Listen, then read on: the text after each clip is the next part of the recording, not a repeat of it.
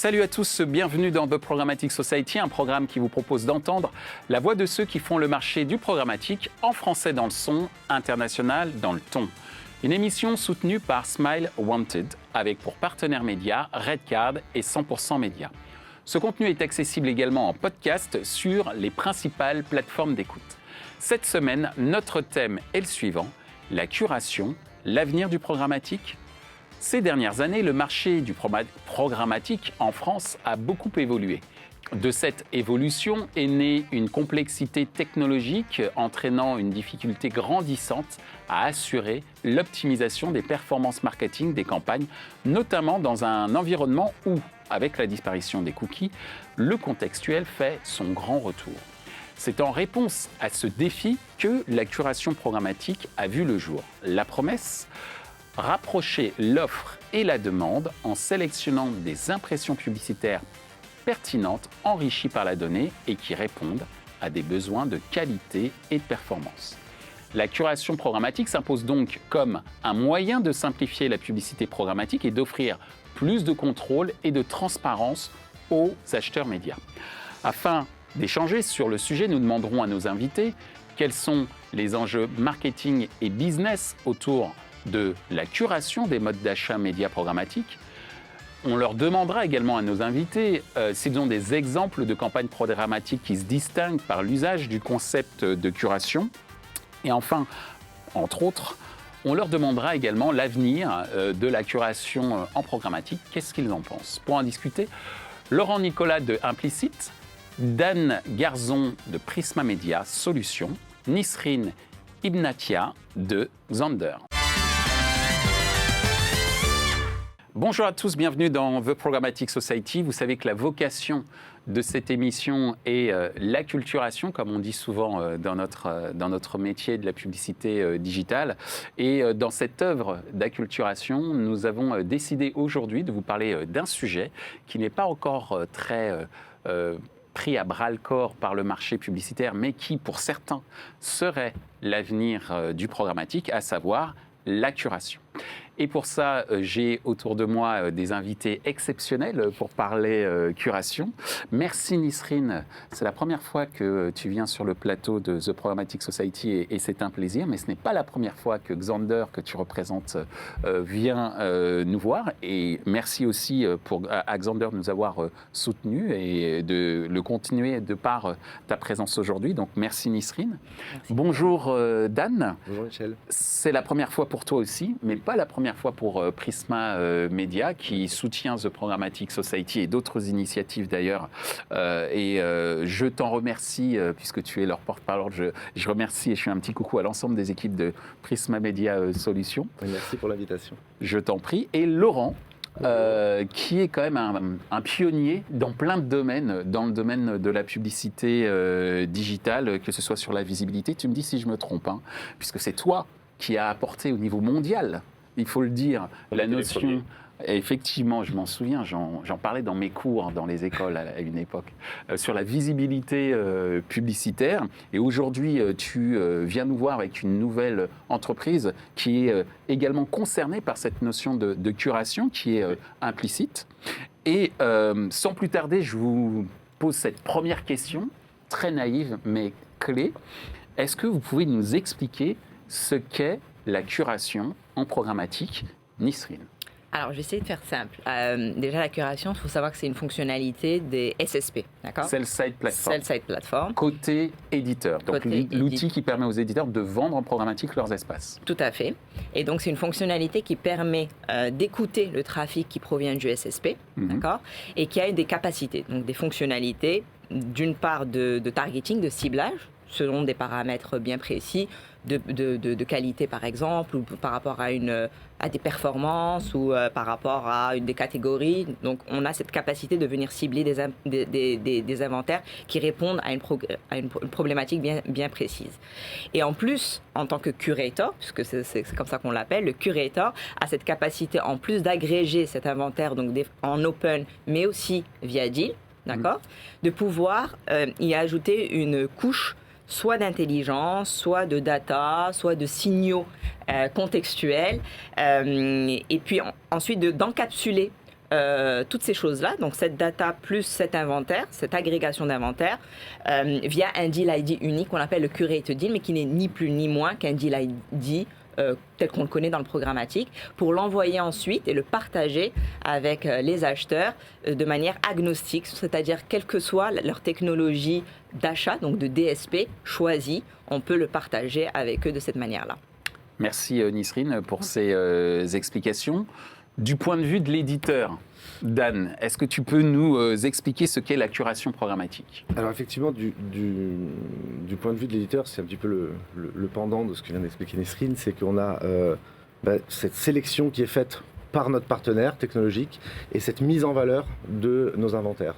Donc c'est vraiment aujourd'hui cette valeur ajoutée finalement qui nous intéresse. C'est un travail qu'on peut faire aussi évidemment en deal direct, mais là c'est une aide, donc c'est une aide supplémentaire. Et donc c'est cette mise en valeur qui est hyper intéressante d'un point de vue éditeur. Et évidemment c'est quand même un produit donc sell-side, mais qui sert le buy-side pour aider le marché, plus évidemment rajouter les couches pertinentes de données, de ciblage, qui vont aussi ajouter de la valeur ajoutée. Merci Dan. Laurent, c'est quoi ton point de vue sur la curation programmatique ? Et en même temps, comme je te le disais juste avant l'émission, n'hésite pas à m'expliquer ce qu'est Implicit et comment Implicit intervient dans ce modèle. Tout à fait. Alors, Implicit, on a une solution de ciblage publicitaire qui n'utilise pas de data utilisateur. On fait du ciblage contextuel. Et pour ça, en fait, on fait de la modélisation statistique de données qui proviennent des panels de médiamétrie, donc qui est la référence du marché. Donc à partir de ça, on est capable d'aller analyser n'importe quelle cible, une population, en fonction de ses critères sociodémos ou comportementaux ou de ses centres d'intérêt, et d'aller regarder sur quel contexte elle est la plus surreprésentée, quels sont les contextes qui sont les plus efficaces pour aller toucher cette cible. Et pour nous, donc en fait, ça se traduit par aller créer dynamiquement des packages, des deal ID, comme disait Nisrine par exemple, pour aller sélectionner uniquement URL par URL, uniquement les URL où la cible va être en super affinité avec l'URL. Donc pour nous, la curation est le moyen en fait d'aller appliquer toutes ces données qu'on a créées chez nous et les appliquer en contextuel, sélectionner URL par URL ce qui est affinitaire et le packager pour l'apporter aux acheteurs. Donc nous, on n'est pas un éditeur, on n'a pas d'inventaire en propre. D'accord. On prend l'inventaire qui arrive en open et on repackage avec de la valeur ajoutée en faisant un deal ID spécifique pour une cible particulière pour un client. Sur le marché français spécifiquement ? Sur le marché français pour l'instant, et en fait on est en train de se déployer à l'international en cherchant des sources de données, donc pour pouvoir aller faire ces mêmes types d'analyses ailleurs. Merci Laurent. Nisrine, Oui. Et vous tous d'ailleurs. Deuxième question, on vient de définir ce qu'est la curation, mais derrière, c'est quoi les enjeux, j'allais dire d'un point de vue marketing ? On vient de dire que c'était, comme tu l'as dit tout à l'heure Dan, au service des éditeurs, mais également au service des acheteurs. Donc il y a un enjeu marketing derrière, il y a un enjeu business bien sûr. Donc c'est quoi ces fameux enjeux marketing et business autour de la curation en programmatique ? Alors, je pense que de manière générale, dans le programmatique, on est dans un monde qui est très fragmenté, avec des chemins d'accès à l'inventaire qui se sont multipliés dans les dernières années, et donc une complexité d'un point de vue d'acheteur pour justement accéder à ces inventaires de la manière la plus optimisée ou optimale possible. Et donc, effectivement, en ayant, si tu veux, des curators qui vont remonter la chaîne, on va, pour les acheteurs, avoir des accès beaucoup plus directs à des choses qui ont de l'intérêt, qui sont qualitatives. Que ce soit de la donnée, que ce soit de l'inventaire, on a cette capacité, au travers de la curation, de venir rationaliser et consolider en fait les assets qu'on a envie de justement leverager pour nos campagnes. Ça, c'est le premier point. Le deuxième point, c'est effectivement sur tout ce qui est données de manière générale. On va dire que le modèle historique ou traditionnel de partage de la donnée, c'était de mettre ça entre les mains des acheteurs, d'accord, qui faisaient vraiment des choix stratégiques de diffusion en parallèle d'un choix d'audience, d'accord, ou de signaux contextuels. Aujourd'hui, grâce à la curation, on remet cette décision-là entre les mains du détenteur de ces signaux, de cette donnée, qui vont faire justement des choix de paramétrage de cadres de diffusion qui sont très pertinents, beaucoup plus pertinents, parce qu'eux sont détenteurs de cette donnée. Donc, ils sont les mieux placés pour faire des choix pertinents par rapport à l'audience ou par rapport à des signaux contextuels. D'accord. Et donc, effectivement, vis-à-vis de l'acheteur, ça vient, c'est la promesse de quelque chose de super efficace, super pertinent par rapport à une prérogative donnée. Et puis, troisièmement, encore une fois, ce que faisait l'acheteur au préalable, c'est-à-dire par exemple sur une IO précise. Un ordre d'insertion, pardon. Un ordre d'insertion, exactement, de venir, on va dire, contacter Prisma et les différents publishers pour avoir de la donnée ou avoir un accès privilégié à un inventaire. Et bien aujourd'hui, grâce à la curation, via un deal ID unique, il a ces 30 publishers sélectionnés avec la donnée qui est la plus pertinente et donc en termes de mode opératoire une facilité d'exécution incroyable. Merci Nisrine de nous avoir expliqué d'un point de vue très opérationnel les enjeux marketing et business autour de la curation. On a vu d'un point de vue, j'allais dire DSP, en tout cas technologie plateforme, les intérêts que ça a la curation. De ton point de vue d'éditeur, les enjeux marketing et business, c'est quoi pour toi autour de la curation ? Le premier enjeu business, il est évident, c'est une ligne de revenus supplémentaire, on espère incrémentale. Donc c'est effectivement, dans cette notion de package, il y a la notion de valeur ajoutée qui arrive d'ailleurs de plus en plus sur la partie data, mais en premier lieu, c'est le packaging de contexte. Et c'est le deuxième intérêt pour un publisher, c'est la revalorisation et vraiment remettre au cœur du paradigme le contexte. Et quand on est un producteur de contenu, évidemment, ça nous est cher. On parlait il y a quelques années de context is king pour se bagarrer effectivement contre l'audience planning qui arrivait en masse avec l'avènement du programmatique. Et moi, je dirais aujourd'hui, context is back. Surtout quand on voit aussi tout ce qui est legacy aujourd'hui, RGPD, l'impossibilité parfois de traquer un utilisateur. Il faut trouver d'autres moyens de traquer. Et finalement, la meilleure réponse, c'est, je dirais, le bon vieux media planning, mais avec l'aide de plateformes technologiques. Et c'est ça qui est intéressant. Donc, remise au cœur du contexte. Le contexte est le Mohamed Ali de la publicité digitale, dans le sens où on croyait has-been et en fait il revient en ou force. Le Phoenix qui revient. Voilà. Donc Phoenix, Mohamed Ali, bon, les connaisseurs comprendront. C'est noble. Merci beaucoup Dan de nous expliquer qu'effectivement le contexte revient en force. J'ai envie de vous dire, et je vais te laisser la parole juste après, est-ce que, je me fais l'avocat du diable, on n'est pas quand même en train de revoir l'arrivée des fameux Z-Network de la mi-année 2000, mais des Z-Network augmentés, technologiquement, entre guillemets.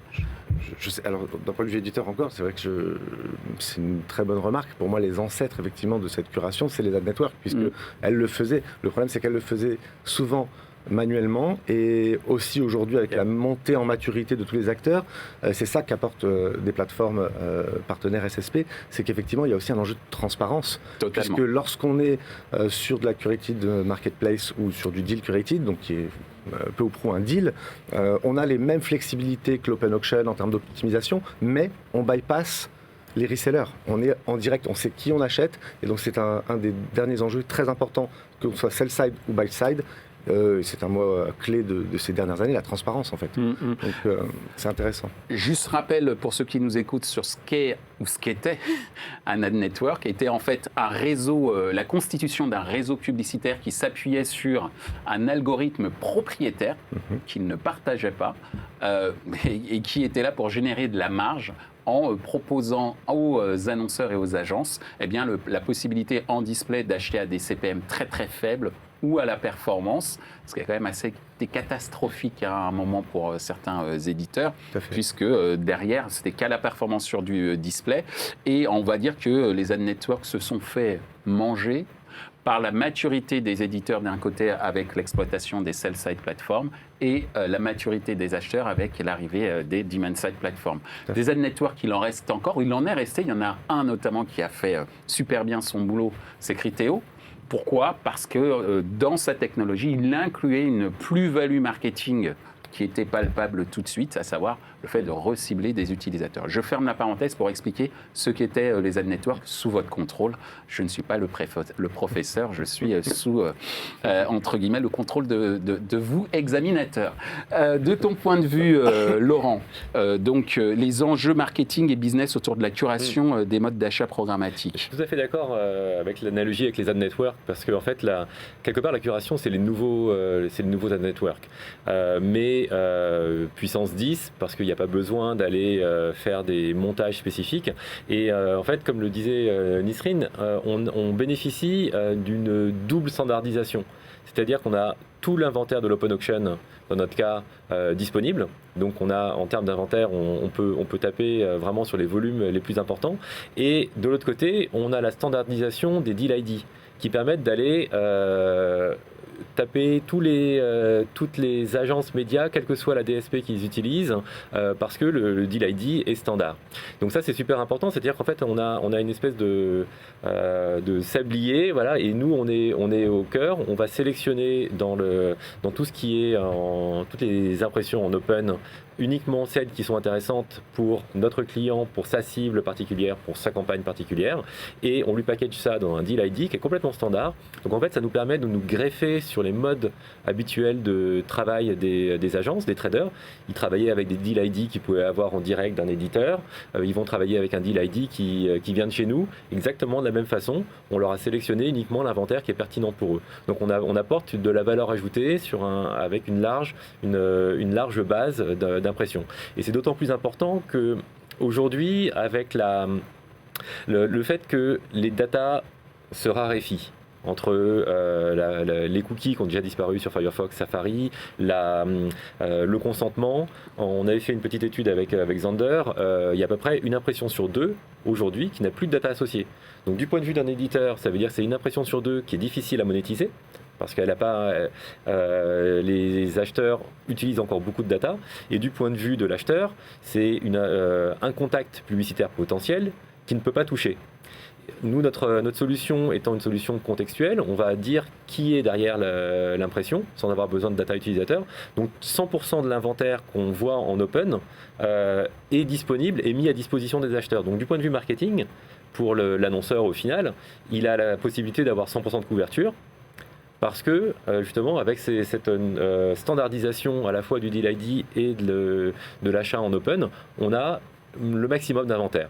Et dans un an, quand les cookies disparaîtront sur Chrome et qu'on passera de 50% d'impression avec des data utilisateurs à 10-20%, on prend les paris autour de cette table, ça sera encore plus important de pouvoir justement faire revivre le contexte, comme tu le disais, contexte is back.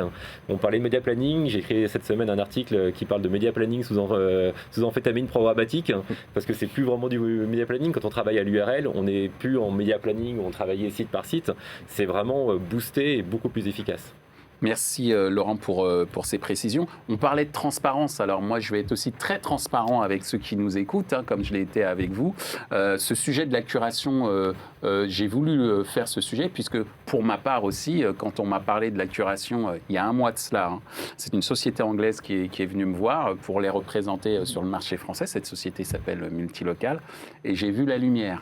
D'une part par rapport justement à ce revival des ad networks dont on parlait tout à l'heure, puissance 10, mais également comme étant aussi une très bonne solution pour un certain nombre d'agences qui parfois travaillent pour des marques internationales, et en France c'est le cas avec des marques de luxe ou d'automobile, et qui ont énormément de difficultés à pouvoir pondre un plan à l'international pour aller chercher le bon contexte au Mexique ou aller chercher le bon contexte en Afrique du Sud. Et là, d'avoir ces systèmes de curators qui permettent effectivement de trouver la solution. Donc oui, mesdames et messieurs, je me lance aussi dans la curation et je crois énormément à ce concept-là et c'est pour ça que nous faisons ce sujet. Alors, on en a parlé de la curation d'un point de vue, j'allais dire, théorique, mais il y a également du très concret. Donc, la question, c'est est-ce que vous avez des exemples de campagnes programmatiques qui se distinguent parce que, justement, on a utilisé le concept de curation de ton point de vue, Nisrine ? Alors oui, on a énormément, en fait, on se rend compte que c'est un outil super puissant puisqu'il peut s'adapter à énormément de cas d'usage. Donc on a le cas dont j'ai parlé tout à l'heure qui est la donnée propriétaire. Et effectivement, pour un propriétaire de données, venir centraliser son offre au niveau de la curation et en même temps s'ouvrir à toutes les sources de demande, puisqu'on est DSP agnostique, effectivement, c'est hyper intéressant. Donc on a ce cas-là au travers de gens qui ont effectivement de la donnée first party très qualitative. On a tous les acteurs du contextuel qui effectivement ont vraiment construit leur business et leur mode opératoire sur la curation. Les alliances, on se rend compte que voilà, il y a encore quelques années, mettre en œuvre une alliance de publishers, d'éditeurs, c'était super compliqué. On se rend compte ça prenait un an, voire deux. Voilà. Aujourd'hui, en 10-15 jours, c'est lancé. Et donc il y a un vrai attrait à mettre en œuvre ce genre de choses avec la mise en échelle qu'on propose en aussi peu de temps. C'est incroyable. Au niveau des agences en particulier, donc ce que tu viens de dire, les marques internationales, effectivement, le fait de pouvoir, au travers de la curation, définir un cadre de diffusion qui répond à ce qu'ils appellent les golden rules, de brand safety, tout ça, c'est très compliqué. En France, je pense qu'on est plus à l'aise. Demain, on nous le demande de faire en Croatie, c'est un peu plus compliqué. Tu vois. Donc, effectivement, travailler et condenser, en fait, consolider cette expertise marché au niveau de la curation, c'est hyper intéressant pour les agences et les annonceurs. Et puis aussi, on voit des cas d'usage tels que le SPO. Donc effectivement, le Supply Path Optimization. Donc on sait inventé d'ailleurs par le fondateur de AppNexus, qui s'est rappelé, c'était l'ancien nom de Xandr, donc Brian O'Kelly, qui a lancé ce fameux concept de Supply Path Optimization. En tout cas, qu'il l'a popularisé, on va dire ça comme ça. En tout cas, je pense qu'il a trouvé des réponses techniques à une problématique des acheteurs qui était de dire, aujourd'hui, le programmatique est très fragmenté, il y a une multiplication des chemins pour accéder aux mêmes inventaires, avec des intermédiaires qui n'apportent pas de valeur ajoutée contrairement à la curation, et de se dire comment est-ce qu'on peut éclairer l'acheteur sur le chemin qu'il emprunte pour accéder à un inventaire donné. Et donc le SPO, c'est la manière d'optimiser ce chemin d'accès. Et donc on se rend compte que la curation peut tout à fait répondre à ce business case en disant on va étudier tous les chemins d'accès et on va essayer d'optimiser ces chemins d'accès au niveau de la curation de manière à ce que les traders, dans le cas d'une agence, puissent toujours emprunter ces chemins qui ont été flagués comme étant les plus optimaux. Merci beaucoup Nisrine pour ces explications détaillées sur les exemples de campagne, effectivement d'un point de vue très opérationnel qui se distinguent grâce à l'usage de la curation. De ton point de vue, Dan, est-ce que tu as des exemples de campagnes qui exploitent la curation ? Oui, donc comme disait Nisrine, exemple très concret, la première, c'est l'alliance qu'on a qui s'appelle Vidéo Impact avec Figaro Média et 366, où donc dans une recherche de partenaires qui avaient le même ADN que nous, c'est-à-dire très fort sur la production de contenus éditoriaux, on utilise le système des deals curated pour finalement organiser de manière simple le fameux couplage, qu'on appelait couplage il y a quelques années, quand effectivement ça prenait vraiment du temps, et surtout il y avait des lourdeurs administratives même au niveau opérationnel, il fallait signer 3 OI, donc finalement on a avec Vidéo Impact un seul point de contact et on a réussi en 15 jours à peu près de mettre en place une alliance avec 3 énormes groupes, et notamment sur la vidéo puisque c'est uniquement sur de la vidéo, et donc on a en plus maintenant rajouté dans la nouvelle version, dans la V2 de Vidéo Impact, des couches de data. Alors il s'agit de data first party des éditeurs qu'on peut effectivement pour l'instant en tout cas, exploiter encore pendant une petite année. Et donc voilà, c'est vraiment le triptyque gagnant, donc le partenaire technologique qui nous permet d'opérer tout ça, l'association et le reach, puisqu'on est quand même dans un marché mass média où il faut du reach, donc on apporte de la puissance, et effectivement derrière le one-stop shop vraiment hyper à la mode et qui est très pratique en fait, la valeur ajoutée très pratique pour nos clients. Donc ça, c'est le premier cas. On a la même chose avec un produit qui s'appelle Food Brand Trust. Donc là, où on est avec nos confrères de CMI et de Reward Media. Donc là aussi, c'est pareil, c'est exactement le même système avec les deals curated de Xandr, toujours. Et puis le dernier cas, c'est l'international, puisque, et c'est un heureux hasard, mais nous travaillons avec Multilocal, qui nous a, il y a quelques semaines, donc c'est vraiment tout récent, donc on les a contactés comme n'importe quel client, comme agence, en faisant notre job de sales. Et puis finalement, c'est le système qu'ils utilisent. Et ça nous permet justement de régler ce problème de distance. On n'est pas sur le marché, on ne connaît pas ces clients qui veulent opérer des campagnes sur la France, mais on a aussi des inventaires à l'étranger, en Angleterre et en Allemagne. Donc au départ, c'était une approche simplement de commerciale à son client. Et puis finalement, c'est devenu une discussion technique. Donc on a développé une vingtaine de deals ciblés qui viennent rejoindre des curated qui étaient construits en fait avant, puisque Multilocal est un curator. Merci Dan pour ces exemples à travers effectivement ce rapprochement éditeur et à travers ces nouveaux modes de partenariat avec des acteurs comme Multilocal qui utilisent leur propre technologie et leur rayonnement à l'international.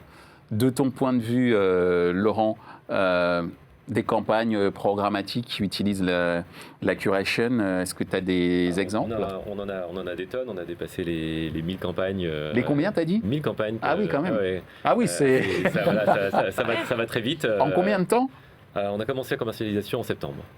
1000 campagnes depuis septembre grâce à la curation. Ouais. Alors, pas seulement la curation. Non, bien sûr. Ouais, mais la curation, ça représenterait combien? La curation, c'est peut-être les 2 tiers quand même de notre activité. Ah bah c'est pas rien. C'est pas rien du tout. Ouais. Donc ça fait 750 campagnes à peu près, si je compte bien. Et voilà, donc en fait, on a commencé par des tests, évidemment, mais l'idée, c'est tout le monde est en train de tester un petit peu une nouvelle offre sur le marché. Et il y a des acteurs avec lesquels on travaille en curation ou en partage de segments, donc ça revient pratiquement au même. C'est juste une petite différence technologique. Et pas plus tard que la semaine dernière, on a travaillé, on a sorti une étude, une étude de cas avec Lox sur une campagne. Ce qui est un trading desk indépendant qu'on a déjà reçu ici. Et sur une campagne pour les systèmes de paris des casinos par touche, pour faire des paris sportifs. Donc en fait, c'était une cible assez intéressante parce que ça mélangeait à la fois du comportement, les gens qui visitent des sites ou les gens qui utilisent une application sur leur mobile. Parce qu'en fait, avec le panel de médiamétrie, on a une mesure cross-device de 25 000 personnes. Donc on sait ce qu'ils ont fait sur leur ordinateur, sur leur tablette, sur leur mobile. Donc on va aller prendre des gens qui ont un comportement, utiliser une application de paris en ligne sur un mobile et aller regarder sur quel site, sur quelle page on va pouvoir les toucher les plus efficacement. Et donc on mélangeait du comportement et du centre d'intérêt sur les paris aussi. Donc on a du comportement sur les sites de foot et des choses comme ça. Donc en fait on peut faire des cibles hyper complexes et derrière aller les faire en curation ou en partage de segments et derrière activer une campagne. Et quand on parle souvent que le contexte c'est pour faire du branding, enfin le media planning c'est pour faire du branding, mais en fait on peut faire de la perf, une cible qui est bien définie, qui correspond les amateurs de foot et de paris en ligne. Pour une appli de paris sportif, c'est pas mal. On peut se dire que ça doit marcher. Bien sûr. Quand on multiplie la propension de gens qui sont dans cette catégorie par un facteur 2, 3, 4, 5, parce que en fait l'affinité est de 200, 300 ou 500, en fait on va multiplier les performances de la campagne par un facteur identique. D'accord. C'est là où justement avec des systèmes en étant en open, on peut aller taper sur un inventaire maximum et avoir le maximum de personnes sans avoir besoin de data utilisateur. Et encore une fois, c'est l'avenir. Ouais, c'est QFD, puisque effectivement avec les restrictions, j'allais dire réglementaires, la réglementation publique, donc la Commission européenne, et la réglementation privée, la réglementation Safari, Google, effectivement, il faut trouver des solutions. Et les solutions sont là, existent, et en plus, elles sont aussi performantes. J'allais peut-être un peu plus loin en disant plus performantes peut-être même que l'usage des cookies avant. Je ne sais pas, en tout cas, l'avenir nous le montrera certainement. Justement, puisqu'on parle d'avenir, on en arrive à notre dernière question. C'est quoi pour vous, et pour toi, Nisrine, l'avenir de la curation en programmatique? Mais bon, pour moi, ce sera le way to go. C'est-à-dire qu'aujourd'hui, la curation répond de manière plus, on va dire, simple et efficace à des choses qui existaient auparavant. D'accord ? Mais avec la disparition des cookies tiers, notamment sur Chrome, dans quelques temps, eh bien, je pense que ça va devenir un outil stratégique et l'endroit où un acheteur va devoir, parce qu'on le sait aujourd'hui, les alternatives aux cookies, il y en aura plusieurs, il n'y en aura pas une seule qui va répondre et qui va solutionner le problème. Et donc vis-à-vis d'un acheteur, il va devoir, si tu veux, on va dire agréger plusieurs solutions, d'accord, et combiner plusieurs solutions pour pouvoir répondre à un besoin spécifique. Et donc, aujourd'hui, le knowledge, la connaissance, elle ne peut pas se faire au niveau du buy-side. C'est trop compliqué. Sur chaque IO, il va falloir stratégiser et définir quelles sont les alternatives qui sont pertinentes et aussi monitorer, parce que bon, je pense que dans certains moments, il y a une alternative qui va être plus performante qu'une autre. Mais en tout cas, on va devoir réfléchir à une combinaison de solutions. Et je pense que c'est les créateurs qui sont capables aujourd'hui, voilà, ceux qui proposent des technologies alternatives, la first party data, etc., qui vont pouvoir justement répondre à ces demandes-là. Et du point de vue de trader, il va pouvoir, au niveau de la curation, définir sa stratégie identity-less et ne pas devoir à chaque fois qu'il y a une IO, à chaque fois qu'il doit performer une campagne, devoir répondre, si tu veux, ou recréer une stratégie de diffusion, mais justement construire sa connaissance dans un monde sans cookies au travers des curators. Eh bien, on va garder cette petite partie-là pour la rebalancer auprès des agences. Je crois que, messieurs, vous êtes d'accord. Parce qu'effectivement, ça explique les enjeux à l'avenir d'un point de vue opérationnel et également d'un point de vue performance recherchée par les annonceurs et d'un point de vue stratégique. Et aussi comment, aujourd'hui, se différencier pour une marque. Aujourd'hui, le monde sans cookies est aussi une opportunité pour les agences et pour les annonceurs de se différencier, de ne pas faire ce que le copain d'à côté fait. Tout à fait. Merci beaucoup, Nisrine. De ton point de vue, Dan, l'avenir de la curation en programmatique, du point de vue d'un éditeur? C'est très compliqué de faire du prédictif dans notre domaine qui change énormément, mais déjà, je dirais de bien s'installer dans les mois à venir, puisque c'est selon les chiffres... dans les semaines. Oui, dans les semaines, bien sûr. Mais à date, donc c'est une vraie tendance qui devrait s'accentuer. On est, selon les chiffres que j'ai pu lire, entre 1,5 et 4% du marché, donc ça reste encore petit, donc il y a encore beaucoup de parts de marché à gagner, on va dire, mais de toute façon, je pense que ça s'intégrera solidement, comme j'ai dit, comme un canal de distribution supplémentaire et, on l'espère, incrémental pour un éditeur, ou une solution d'achat plus facile et plus rapide pour un acheteur. Donc de toute façon, c'est quelque chose qui rend service au marché, et donc oui, ça devrait continuer. On va aller vers, puisque maintenant on sait faire, mais on va faire mieux ou on va faire plus vite avec plus de qualité, plus de data, plus de partenaires qui pourraient et plus de curateurs qui vont s'y mettre tout simplement et qui vont peut-être aussi innover et penser à des solutions auxquelles ceux qui les ont créées n'ont pas encore pensé. Donc voilà. Et je dirais aussi un autre élément très très important, c'est nous on est dans un groupe qui est Vivendi aujourd'hui, où il y a des entités qui gèrent encore de manière opérationnelle leur partie digitale séparément. Il est aussi tout à fait envisageable que ces alliances se fassent à l'intérieur d'un même groupe beaucoup plus facilement, parce que même quand on a des entités différentes, même si on est dans le même groupe, ça peut être parfois long, compliqué. Donc voilà, l'idée c'est comment ça va se stabiliser et que tous les canaux vont être gérés en même temps pour un éditeur sans que ce soit... c'est pas un danger pour moi, parce que voilà, il y a toujours des clients qui sont très dédiés, puis d'autres qui sont plus sur une logique de masse. Donc voilà, et puis la dernière chose, c'est la répartition de la valeur, puisqu'on parlait de SPO. Ça va être aussi d'aller vers plus de transparence, peut-être de standardiser les conditions d'accès au niveau des fees, etc., pour qu'il y ait une lisibilité, que finalement, celui qui propose les meilleures conditions aussi et donc le meilleur prix pour l'acheteur et la meilleure rémunération pour l'éditeur, raflera la mise. Donc ça, c'est le marché classique. Merci Dan pour ces précisions et pour cette mise en perspective de l'avenir du marché. Laurent, ton point de vue sur l'avenir de la curation très rapidement. Très rapidement, en fait, je voudrais rebondir sur un point que tu as cité, l'innovation. C'est vrai que comme on est avec la curation sur quelque chose qui est très standardisé, on peut en fait ne pas s'embêter à gérer des petits problèmes techniques, mais aller laisser libre cours à son imagination et à sa créativité technologique. Implicite, on a une boîte innovante, on innove tout le temps, on a des ingénieurs, donc l'innovation va pouvoir s'exprimer justement pour aller s'attaquer à ce problème majeur, enfin cette question majeure qui arrive bientôt de la raréfaction des données utilisateurs, et que moi je vois aussi un peu comme une opportunité pour le marché, de revenir à des choses un peu plus propres, à mieux respecter, plus respectueuses de la vie privée des gens. Donc il ne faut pas se dire ça va être la catastrophe dans un an. Je pense que c'est le moment de rebâtir sur des bases plus saines la publicité digitale et télévision, parce que la télévision est en train de fusionner des 10, 20, 30 prochaines années. Merci. Donc la curation est bien l'avenir du programmatique, à vous écouter. Et vous en avez donné aussi les preuves, pas simplement les caractéristiques. Vous en avez donné les avantages et vous en avez donné les preuves. Donc merci beaucoup. On en arrive à notre dernière question quand même. C'est une question surprise. Je le surprends peut-être. C'est la question 100% médias.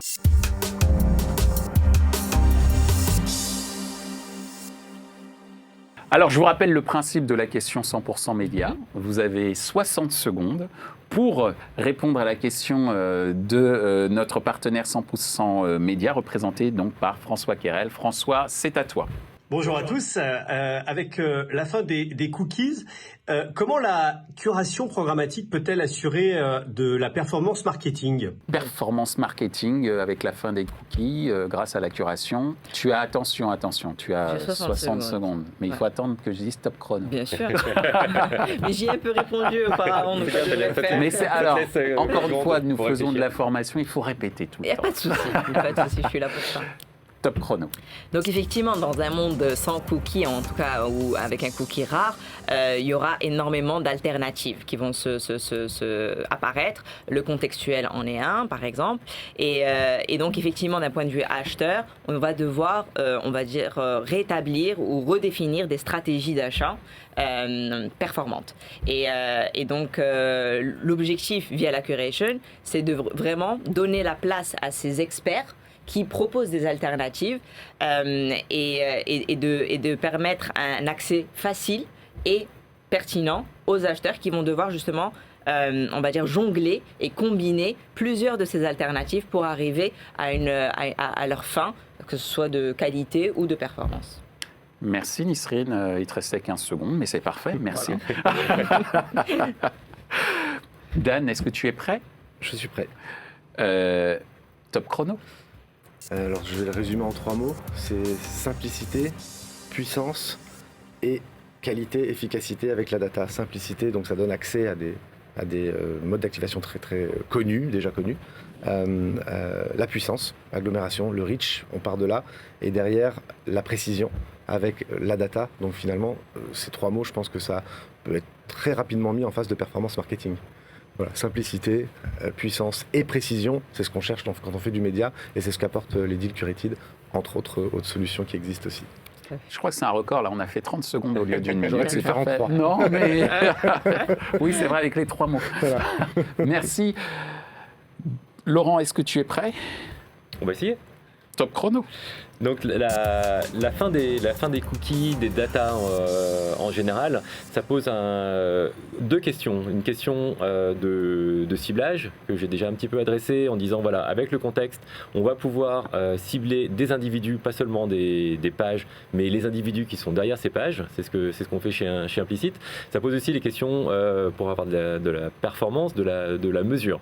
Donc ça c'est une autre question avec d'autres technologies qui sortent un petit peu du cadre de la curation. Mais ce que je veux dire de façon générale, c'est que parmi les critères de performance, il y a un premier critère qui est est-ce que l'annonceur peut dépenser son budget, en tout cas c'est une vraie problématique pour les agences, j'ai un budget, est-ce que j'arrive à le dépenser entièrement ? Le contexte permet de toucher 100% des impressions, donc mieux pouvoir toucher dépenser son budget. Deuxième critère de performance, la couverture sur cible, ça répond aussi à ça, et donc la fin des cookies qui restreignent la couverture se trouve résolue par l'utilisation du contexte. Merci Laurent. Merci Dan. Merci Nisrine. C'était la première fois que je vous recevais tous les trois sur The Programmatic Society. Et ça a été un vrai plaisir, j'ai tout compris, bien que je dois être dès maintenant en porte-parole d'une boîte qui va faire la même chose, donc je connaissais un peu de choses, mais vous m'avez, entre guillemets, convaincu dans mes choix, et j'espère que vous avez également convaincu ceux qui nous écoutent, que ce soit les annonceurs, les acheteurs, mais également les éditeurs, sur le fait que oui, la curation, c'est l'avenir du programmatique et vous ne pourrez pas faire sans, non pas dans les mois, non pas dans les semaines, mais même dans les jours qui viennent. Merci, à bientôt, au revoir. Ainsi s'achève ce débat autour de la curation en programmatique. Ce contenu est accessible en podcast sur les principales plateformes d'écoute. Merci à Smile Wanted pour leur soutien, ainsi qu'à nos partenaires médias Redcard et 100% Média. Merci également à l'ensemble des équipes d'Altis Media pour la réalisation de ce programme. Post-production, traduction et sous-titrage par Uptown.